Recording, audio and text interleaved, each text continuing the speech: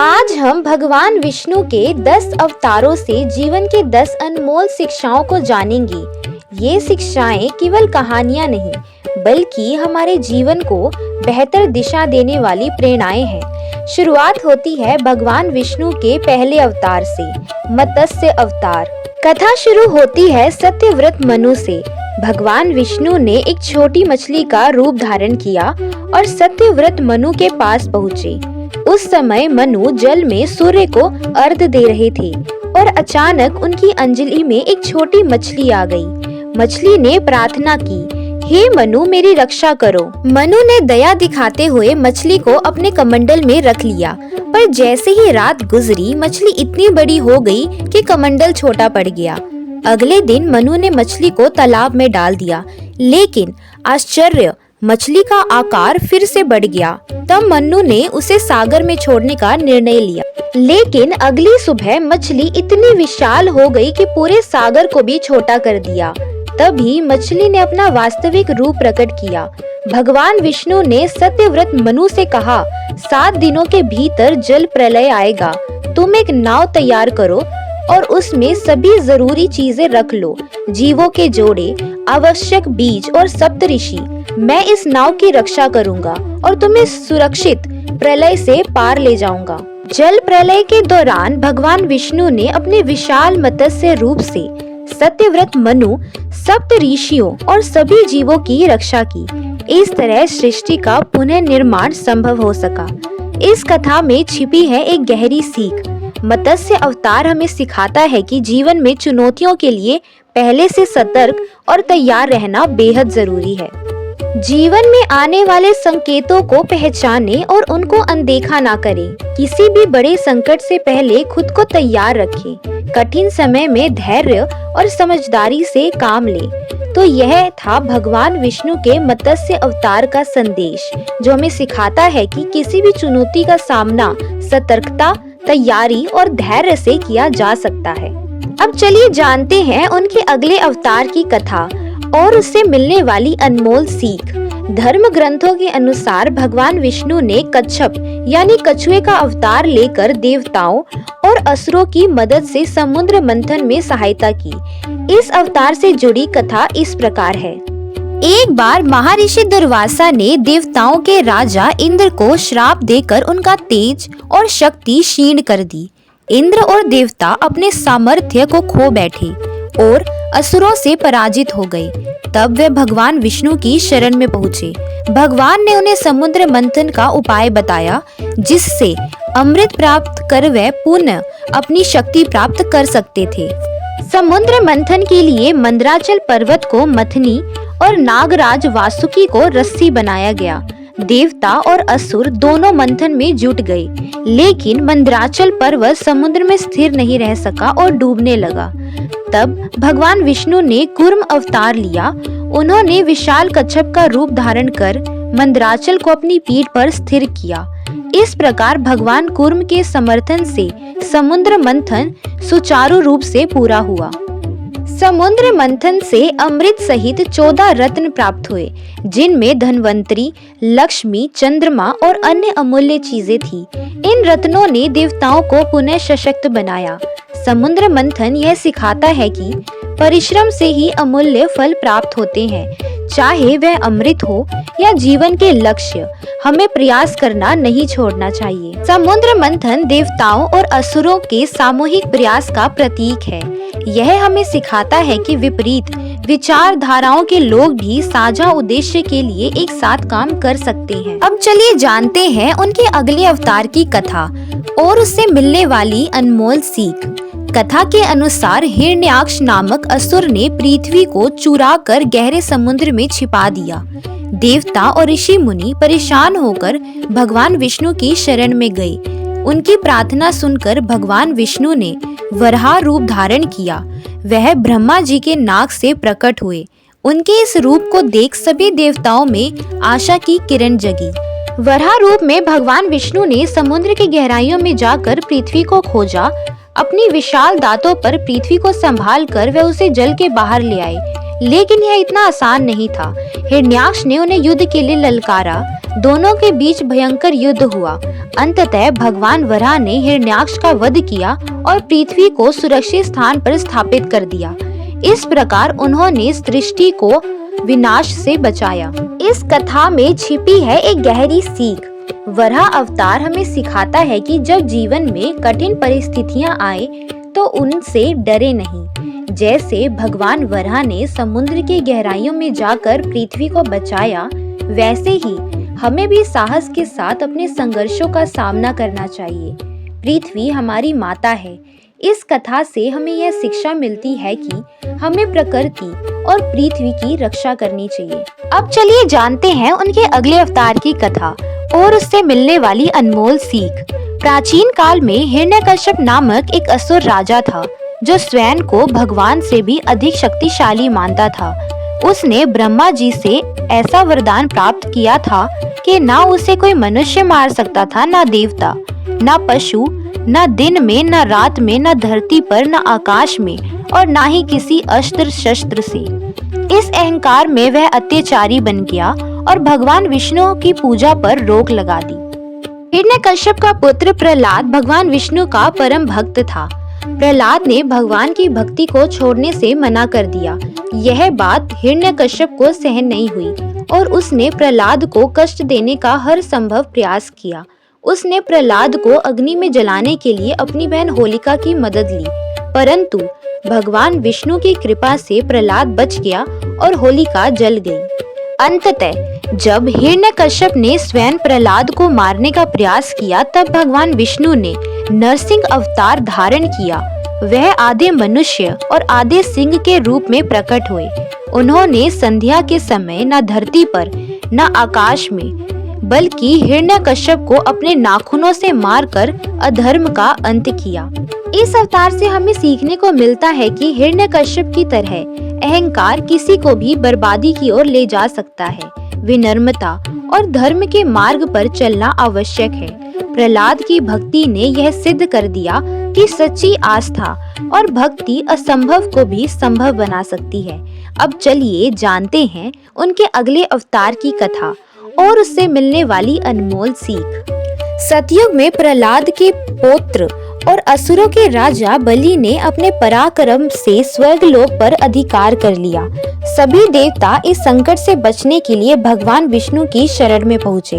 भगवान विष्णु ने आश्वासन दिया, मैं स्वयं देव माता आदिति के गर्भ से जन्म लेकर तुम्हें स्वर्ग और राज्य वापस दिलाऊंगा। कुछ समय बाद भगवान विष्णु ने वामन अवतार लिया। उन्होंने एक छोटे दिव्य ब्राह्मण के रूप में पृथ्वी पर अवतरण किया। राजा बलि उस समय एक महान यज्ञ का आयोजन कर रहे थे। भगवान वामन ने यज्ञशाला में प्रवेश किया और राजा बलि से दान में केवल 3 पग भूमि मांगी। गुरु शुक्राचार्य ने बलि को चेताया कि यह ब्राह्मण भगवान विष्णु है और इनके पीछे कोई दिव्य योजना है, लेकिन दानी राजा बलि ने इसे स्वीकार कर लिया। भगवान वामन ने विशाल रूप धारण कर पहले पग में पूरी पृथ्वी और दूसरे पग में स्वर्ग को नाप लिया। तीसरे पग के लिए जब कोई स्थान नहीं बचा तो राजा बलि ने अपनी निष्ठा और भक्ति दिखाते हुए अपना सिर भगवान के सामने प्रस्तुत कर दिया। भगवान ने प्रसन्न होकर बलि को सूतल लोक का स्वामी बना दिया और उनके दान से प्रभावित होकर उन्हें अमर ख्याति प्रदान की। इस प्रकार वामन अवतार ने देवताओं को उनका स्वर्ग पुनः लौटाया। इस अवतार से हमें सीखने को मिलता है कि अहंकार चाहे कितना ही बड़ा क्यों ना हो, उसे नम्रता और शालीनता से पराजित किया जा सकता है। वामन अवतार ने अपने छोटे रूप और विनम्र भाव से राजा बलि जैसे महाबली का भी अभिमान तोड़ दिया। अब चलिए जानते हैं उनके अगले अवतार की कथा और उससे मिलने वाली अनमोल सीख। त्रेता युग में राक्षस राज रावण का अत्याचार अपने चरम पर था। उसके अहंकार और दुष्टता से देवता भी भयभीत थे। उसकी विनाशकारी शक्ति को रोकने के लिए भगवान विष्णु ने अयोध्या के राजा दशरथ के यहाँ माता कौशल्या के गर्भ में पुत्र रूप में जन्म लिया। इस अवतार में भगवान विष्णु ने मानव रूप में आदर्श जीवन जीते हुए धर्म, मर्यादा और कर्तव्य का अनुपालन किया। राजा दशरथ के वचन के पालन हेतु भगवान राम ने वनवास को स्वीकार किया। वनवास के दौरान रावण ने माता सीता का हरण किया। भगवान राम ने धर्म और न्याय की स्थापना के लिए वानर सेना के साथ लंका पर आक्रमण किया। भयंकर युद्ध में उन्होंने रावण का वध कर देवताओं और पृथ्वी को उसके अत्याचार से मुक्त किया। श्री राम ने अपने जीवन से दिखाया है कि सत्य, धर्म और मर्यादा का पालन करने वाला व्यक्ति कठिन परिस्थितियों में भी विजय प्राप्त करता है। अपने पिता के वचन के लिए राज सुख छोड़कर वनवास जाना सिखाता है कि कर्तव्य से बड़ा कुछ नहीं। श्री राम का जीवन सिखाता है कि चाहे परिस्थितियां कितनी भी कठिन क्यों ना हो, धर्म और मर्यादा का पालन करना सर्वोपरि है। रावण का वध यह दिखाता है कि अहंकार और अन्याय का अंत निश्चित है। अब चलिए जानते हैं उनके अगले अवतार की कथा और उससे मिलने वाली अनमोल सीख। हिंदू धर्म ग्रंथों के अनुसार भगवान विष्णु के परशुराम ने अधर्म और अत्याचार का अंत करने के लिए जन्म लिया। हरिवंश पुराण में उनके जन्म की एक रोचक कथा इस प्रकार है। अर्जुन सहस्त्रबाहु महिष्मती नगरी पर शासन करते हैं। वे शक्तिशाली और अभिमानी शासक थे जो अपने अत्याचारों से प्रजा को पीड़ा देते थे। एक बार अग्निदेव ने सहस्त्रबाहु से भोजन प्राप्त करने की इच्छा प्रकट की। सहस्त्रबाहु ने अहंकार में कहा, आप जहाँ चाहे भोजन प्राप्त कर सकते हैं, यहाँ सब कुछ मेरे अधीन है। अग्निदेव ने अपनी अग्नि से पूरे वन को जलाना शुरू कर दिया जहाँ महर्षि तपस्या कर रहे थे। सहस्त्रबाहु ने क्रोधित होकर महर्षि और उनके आश्रम को जलाने का प्रयास किया। इस अपमान से आहत ऋषि ने सहस्त्रबाहु को श्राप दिया कि भगवान विष्णु परशुराम के रूप में जन्म लेंगे और सहस्त्रबाहु के साथ अन्यायपूर्ण क्षत्रियों का नाश करेंगे। भगवान परशुराम का जन्म महर्षि जमदग्नि और रेणुका के पुत्र के रूप में हुआ। उन्होंने अपनी अद्वितीय पराक्रम और तप से सहस्त्रबाहु का वध किया और अधर्म का अंत किया। सहस्त्रबाहु का पतन उनके अहंकार और अन्यायपूर्ण कार्यों के कारण हुआ। यह बताता है कि किसी को भी अपने बल या शक्ति पर घमंड नहीं करना चाहिए। भगवान परशुराम के जीवन से यह सीख मिलती है कि अधर्म का विरोध करना हमारा कर्तव्य है, लेकिन इसे न्याय और धर्म के साथ निभाना चाहिए। उन्होंने अपने कार्यों से यह सिद्ध किया कि अन्याय के खिलाफ खड़ा होना साहस की बात है, लेकिन इसके लिए तप, संयम और उचित समय का इंतजार करना भी उतना ही आवश्यक है। अब चलिए जानते हैं उनके अगले अवतार की कथा और उससे मिलने वाली अनमोल सीख। द्वापर युग में भगवान विष्णु ने श्री कृष्ण के रूप में जन्म लेकर अधर्म और अत्याचार का अंत किया। श्री कृष्ण का जन्म कारागार में हुआ। उनके पिता वसुदेव और माता देवकी को कंस ने बंदी बना लिया था। यह कथा बताती है कि कैसे भगवान श्री कृष्ण ने अपने अद्वितीय चमत्कारों और गुण ज्ञान से संसार को नई दिशा दी। जन्म से ही संकटों का सामना करते हुए उन्होंने अन्याय के प्रति कंस का वध किया।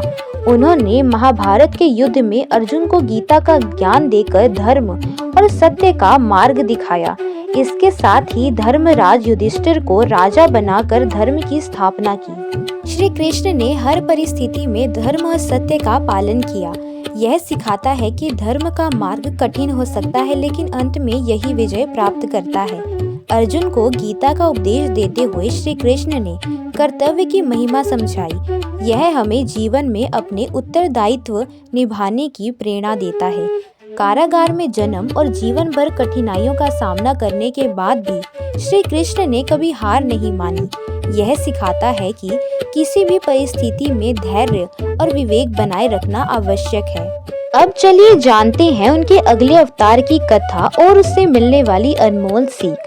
धर्म ग्रंथों के अनुसार भगवान बुद्ध, जिन्हें बौद्ध धर्म के प्रवर्तक गौतम बुद्ध के रूप में जाना जाता है, भगवान विष्णु के अवतार थे।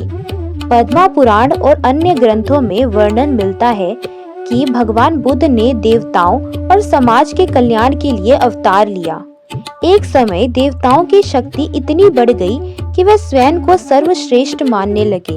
उनके भीतर राजसिक और तामसिक प्रवृत्तियों ने जन्म लिया, जिससे उनका पतन होने लगा। ऐसे में भगवान विष्णु ने देवताओं को सही राह दिखाने और उनका उद्धार करने के लिए बुद्ध के रूप में जन्म लिया। बुद्ध ने यज्ञों और हवनों में हो रही अनावश्यक हिंसा को रोकने के लिए लोगों को अहिंसा और करुणा का संदेश दिया। उन्होंने यह सिखाया कि केवल वैदिक अनुष्ठानों के पीछे भागने की बजाय आत्मा की शुद्धि और सत्य मार्ग पर चलना आवश्यक है। बुद्ध का जीवन यह सिखाता है कि हिंसा से ना तो किसी का कल्याण संभव है और ना ही यह धर्म का मार्ग है। उन्होंने करुणा, सहानुभूति और शांति का संदेश दिया। यज्ञ और अनुष्ठान तभी सार्थक हैं जब उनका उद्देश्य पवित्र और सही हो। बुद्ध ने दिखाया कि आत्मा की शक्ति और कर्म का शुद्धिकरण ही धर्म का मूल उद्देश्य है। अब चलिए जानते हैं उनके अगले अवतार की कथा और उससे मिलने वाली अनमोल सीख।